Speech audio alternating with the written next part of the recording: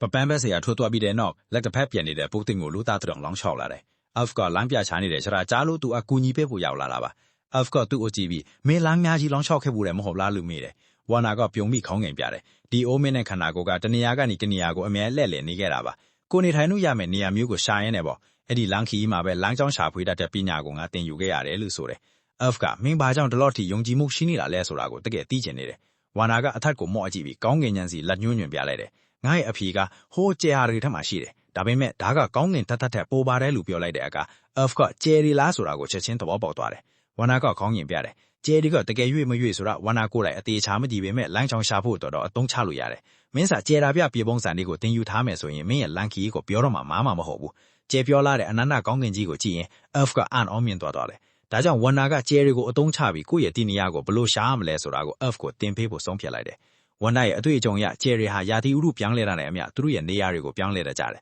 ။အချိန်တွေကုန်ဆုံးသွားပြီးထန်းခေါင်ကြော်တာအထိပါပဲ။နှစ်ဖြန်ညက်နေကြတယ်ဒီနေ့ထင်ထားတာတွေကိုပြန်စစ်စင်မဲ့လို့ပြောပြီးဝါနာထွက်သွားတယ်။ဝါနာထွက်သွားပြီးနောက်မြေနဂါကိုစောင့်ကြည့်ရတဲ့ကင်းဆောင်တယောက် F စီရောက်လာတယ်။ဒီနေ့အဲ့ဒီတတဝါကြီးကိုအစာကျွေးပြီးတဲ့နောက်တော်တော်လေးငြိမ်သက်သွားကြောင်းသူကလာပြောတာပါ။အရင်ဆိုရင်မြေနဂါကလူလိုင်းအတွက်အန်ဒီရဲ့ရှိပြီးကင်းဆောင်တွေလည်းဘာမှမတက်လိုက်ခဲ့ကြဘူး။ဒါပေမဲ့ F ကိုမြင်လိုက်ကြတဲ့ကတခုခုပြောင်းလဲသွားတယ်။ F ကိုမြင်တိုင်းမြေနဂါကတုံးလုံနေတတ်တယ်။အတွင်းစိတ်ထဲကလာတဲ့ပြင်းထန်တဲ့ကြောက်ရွံ့မှုကြောင့်သူ့ရဲ့လှုပ်ရှားမှုတိုင်းကတတိကြီးနဲ့ဖြစ်ရတယ်။မြေနဂါက F ပေးတဲ့အစားအစာကိုယူစားပြီး F ကငင်းနေဖို့အချက်ပြလိုက်တဲ့အခါမြေနဂါကလိမ္မာတဲ့ကလေးတလို့ထိုင်နေတော့တယ်။ F ကသူ့ကိုကြည့်ပြီးပြောသခင်ကသူ့ကိုအကြောင်းတစ်ခုခုကြောင့်အသက်ချမ်းသာပေးခဲ့တာဖြစ်ရမယ်လို့တွေးမိတယ်။ဒါပေမဲ့အဲ့ဒီအကြောင်းပြကိုသူအခုထိနားမလဲဘူး။ကင်းဆောင်ကနောက်ထပ်အကြောင်းအရာတစ်ခုကြောင့်လည်းရောက်လာတာ။နေ့လည်ကမြေနဂါကိုအစာကျွေးနေရင်နဲ့သူ့ခေါင်းထဲမှာအိုင်ဒီယာတစ်ခုရခဲ့တယ်။အကယ်၍ငါတို့ကမြေနဂါလို့ခွန်အားကြီးတဲ့တတဝါကိုမွေးမြူးမိမယ်ဆိုရင်သူမဲ့သူတဲ့တခြားတတဝါတွေကိုလည်းမွေးမြူးလို့ရမှာပဲလို့ဆိုတော့ F ကဆက်ပြဖို့အချက်ပြလိုက်တယ်။ကင်းဆောင်ကတောင်ကျမှာရှိတဲ့နွားရိုင်းအိုစီလည်းညှို့ညွန့်ပြတယ်။အဲ့ဒီအချိန်မှာပဲ Fancy ကိုအကြောင်းကြားစာတစ်ခုရောက်ပါတယ်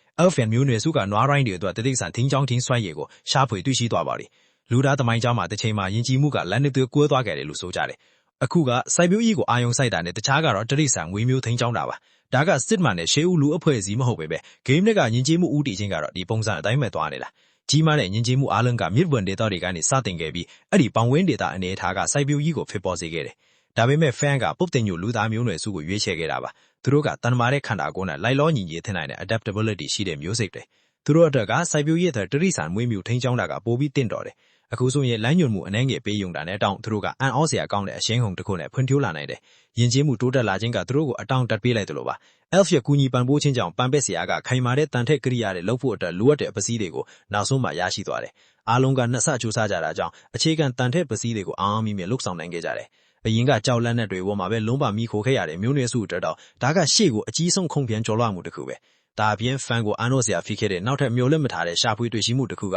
နက်ခတ်ဘေးတန်းရံပယ်လို့ခေါ်လို့ပါတယ်။အစောကာလမှာတော့ဒါကိုဘေးရင်ပညာလို့ခေါ်တာပိုမှန်ပါလိမ့်မယ်။ဒါပေမဲ့အဝေးကအနာဂတ်မှာတော့ဒါကကမ္ဘာကိုပြောင်းလဲစေမဲ့လမ်းစာတစ်ခုဖြစ်လာလိမ့်မယ်။ F ကကျယ်ရီနဲ့ပြည်နေတဲ့ညကောင်းကင်ကြီးကိုကြည့်နေရင်ဝနာကဘာကြောင့်ကျယ်ရီကိုကောင်းကင်ညံရဲ့လမ်းပြတွေကိုခိုးခဲ့တယ်ဆိုတာကိုနောက်ဆုံးမှနားလည်သွားတယ်။သူတို့ကခံမှန်းရခတ်တယ်လို့ထင်နေတယ်။ဒါပေမဲ့ရှေ့ဆက်ရမယ့်လမ်းကိုတော့ရှင်းရှင်းလင်းပြပြီးနေတာ။အခုတော့ F ကလက်ထဲမှာထက်မြတ်တဲ့တန်ထက်ကိရိယာတွေကိုကင်ထားပြီးသူ့ရဲ့စိတ်ထဲမှာရှိတဲ့အကြံစီတွေကိုပြောပြဖို့အားလုံးကိုခေါ်လိုက်တယ်။ဘုရားသခင်ကငါတို့ရဲ့လမ်းကိုအကြာကြီးလမ်းပြနေခဲ့တယ်။ငါတို့ရဲ့အမျိုးနွယ်ဟောင်းတွေနဲ့လည်းပြန်ဆုံပေးခဲ့တယ်။ငါတို့ရဲ့အသက်တွေကိုကယ်တင်ခဲ့တာလည်းဘုရားသခင်ပဲ။ဒါပေမဲ့ဒီဖုံးဆိုးမြေမှာပဲဆက်နေမယ်ဆိုရင်တော့ငါတို့နောက်ဆုံးသေးကြရမယ်။ဘုရားသခင်ရဲ့ရည်ရွယ်ချက်ကကယ်တင်ဖို့ဖြစ်ပြီးခွဲခြားစွန့်ထည့်ဖို့မဟုတ်ဘူး။ငါတို့အသက်ရှင်စေခဲ့တာကတခြားအသက်တွေကိုကယ်တင်ဖို့ပဲ။ဒါကဘုရားသခင်ရဲ့ညွှန်ကြားချက်ပဲ။ဒါကြောင့်ငါဆုံးဖြတ်လိုက်ပြီ။မနက်လင်းတာနဲ့ငါတို့ဒီနေရာကထွက်ခွာကြမယ်။ပိုပြီးအရင်ဝတ်ပေါ်တဲ့နေရာကိုရှာဖွေကြမယ်။အဲ့ဒီနောက် Elf ကဝနာကိုခြေရီဘူးသူအားတွေရှာမျက်ဝေပေးပြီးငါတို့သွားရမယ်ပန်းနိုင်ကိုရှင်းပြခိုင်းလိုက်တယ်။မနက်မိုးလင်းတို့နေတွေးလာတဲ့အခါ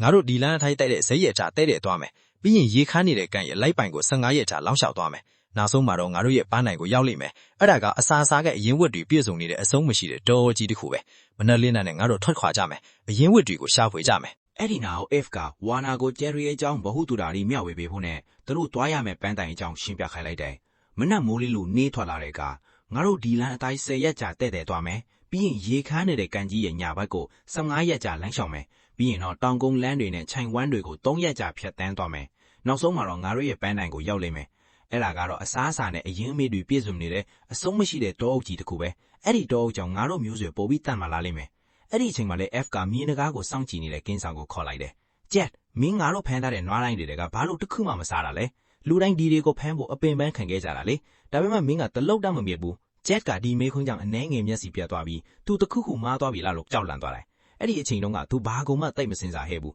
ပိုက်မစားတာတခုပဲသိတယ်အကယ်၍ကျွန်တော်အဲ့ဒီအချိန်ကစားလိုက်မယ်ဆိုရင်တကယ်ပိုက်စားတဲ့အချိန်ကျရင်စားစရာကျင်းပါအောင်မလားလို့တွေးမိလို့ပါလို့သူကဖြေလိုက်တယ် Jet ရဲ့စကားကို F ကသဘောတူလိုက်တယ်အသားကိုအရန်တက်မှတ်နေတဲ့အချိန်မှာပဲရှေ့ဆက်ဖြစ်လာမယ့်အရာတွေအတွက်မင်းအစင်သင့်ဖြစ်နေတဲ့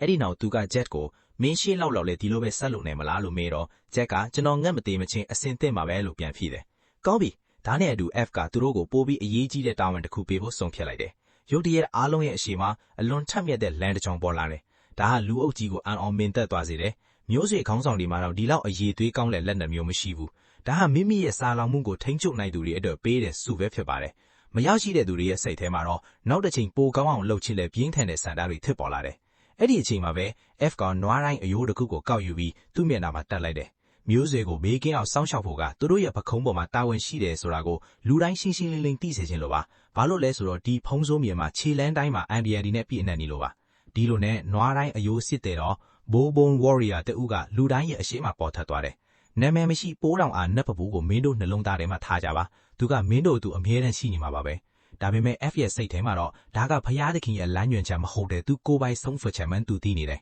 ဒီမှာသာနောက်ထပ်နှစ်ဆက်နေမယ်ဆိုရင်အရင်ကမှားခဲ့တဲ့အမားမျိုးကိုထပ်မအောင်မယ်ရှေ့ဆက်ဖို့တခုတည်းရဲ့နီလန်ကငါတို့ကိုယ်တိုင်စတင်ပြီးဒီကနေထွက်သွားဖို့ပဲကျွန်တော်ကိုခွတ်လို့ပါကျွန်တော်ရဲ့ချစ်လာစာနဲ့ဖဘူးပူတင်ညိုလူမျိုးဆွဲထဲမှာဖြစ်ပြနေသမျှကိုဖန်ကအတိုင်းသားမြင်နေရတယ် FD လို့လောက်မယ်ဆိုတာသူကြိုသိခဲ့တယ်မဟုတ်ရင် F ကဘယိုးဟစ်ဆိုတဲ့ပွဲကိုဘယ်တော့မှမရမှာမဟုတ်ဘူး F ရဲ့အကူအညီနဲ့ဖန်ကလုံးဝတစ်တင်တဲ့ပို့ကိုတယောက်ကိုဖန်တီးနိုင်ခဲ့ပြီ F ရဲ့ level လည်းတက်သွားပြီးအရေးအချင်းတိုက်တွေကနှစ်ဆနီးပိုင်းတိုးသွားတယ်အခုထိတော့မင်းအရန်တော်တယ်ငါ့ကိုစိတ်မပြေစေခဲ့ဘူးဒီအချိန်ကစပြီးမင်းကအရေးချင်းရှိတဲ့ခေါင်းဆောင်တယောက်ပဲရက်အနေငယ်ကြတဲ့အခါမှာမျိုးဆွေကဒီဖုံးစိုးမြေကိုဖျက်သိမ်းလာမှ3ရက်ရှိသွားပြီပြင်းထန်တဲ့အပူချိန်ဟာမြေနဂိုင်းအတွက်တောင်တော်တော်လေးများလွန်နေပြီမြေနဂိုင်းမြေပေါ်လဲသွားတဲ့အခါအားလုံးကစိုးရိမ်စွာပြေးကြည့်ကြတယ်ဝါနာကကြည့်လိုက်တော့သူ့ပင်ပန်သွားတာပါလို့ပြောတယ်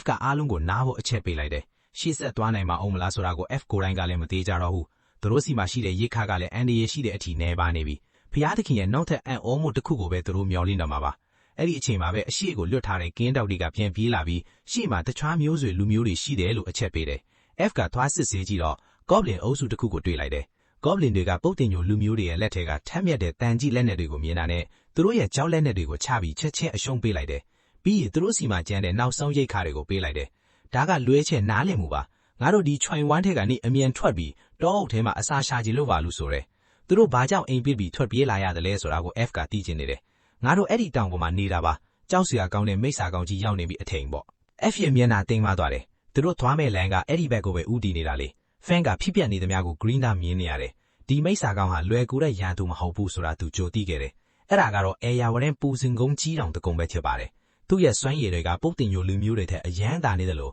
အစိတ်သွမ်းကြီးတစ်ခုလည်းရှိတယ် Silent World ထဲမှာတော့ဒါကိုဖျားသခင်တွေမပျောက်ဆုံးခင်ကဖန်တီးခဲ့တာလို့သတ်မှတ်ထားတယ်ဖျားသခင်တွေဒီဂရိုကနေထွက်သွားတဲ့အခါသူတို့ကိုခြံထားခဲ့တယ်ဆိုတဲ့မိစ္ဆာကောင်တကုံပဲခဏကြာတော့ Goblin ခေါင်းဆောင်က F ကိုတွားပြတယ် F ကရွှေကြီးကိုကြည့်ပြီးအံ့ဩသွားတယ်အဲ့ဒီတော်ဝါကြီးအသက်ရှူလိုက်လေတောင်ကြီးတစ်လုံးတုံခါနေတယ်လို့ပဲဖြစ်သွားတယ် Goblin ကတီးနေတွေ့ဆွေပြောလိုက်တယ်ဒါကသူ့အိတ်နေတဲ့အတန်းပါပတ်သွားမယ်ဆိုရင်ဘယ်လောက်ကြာမလဲ F ကမေးလိုက်တော့ဝါနာကအနည်းဆုံးရှိချက်ဆိုပြီးခံမှတ်လိုက်တယ်